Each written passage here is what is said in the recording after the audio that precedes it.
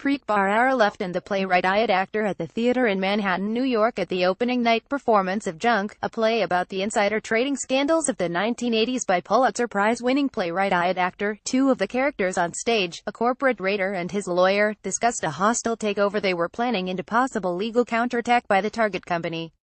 A man sitting in the sixth row of the Thursday night audience chuckled knowingly. It was Preet Bharara, the India-born former U.S. attorney for the Southern District of New York. Bharara was barely in high school during the 1980s, but his own tenure as a U.S. attorney from 2009 to 2017, when he brought to heel a new generation of Wall Street miscreants, lent a certain familiarity to the scenes unfolding at the theater in Manhattan. Bharara's handling of the insider trading cases made him something of a household name, landing him on the cover of Time. In India, Bharara is better known for the insider trading case involving former Goldman Sachs director Rajat Gupta and the detention of IFS officer Devyani Khobragade in a housekeeper case. The fame only increased after perhaps the most dramatic event in his legal career, being forced out of his position by President Donald Trump on March 11. Bharara went on the offensive almost immediately, posting his version of events on the Twitter account he had started only 5 days earlier. "I did not resign," Bharara stated. "Moments ago I was fired. Being the U.S. attorney will forever be the greatest honor of my life." Since that acrimonious parting, Bharara has begun to build a nascent media empire. In addition to signing on as a visiting professor at New York University School of Law, he is also a paid commentator on CNN, has signed a book contract with NUF, and has started a podcast, Stay Tuned with Preet Bharara, with his brother Vinit, a technology entrepreneur. And he has kept up his gimlet-eyed observations of the Trump administration. "If Donald Trump fires Robert Mueller, he should be impeached," Bharara had tweeted on October 31.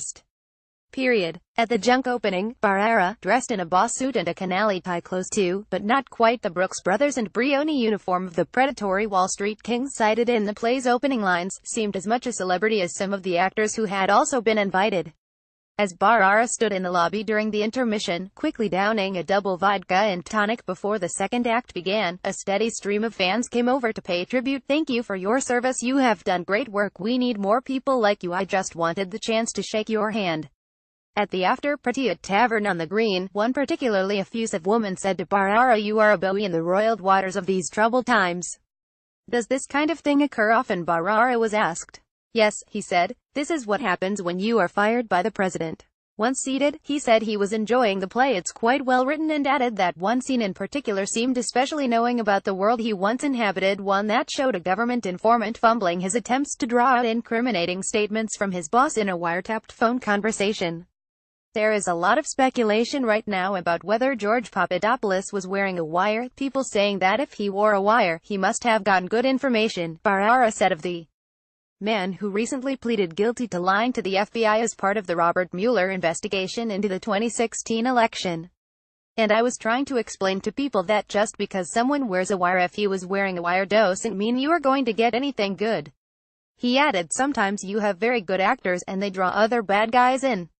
But sometimes you have a halting, nervous, unsuccessful attempt. They go into a meeting and they ask too many questions like that character did tonight, and they get told, 'Stop with the questions,' and you walk away with nothing." That's what went on in that scene.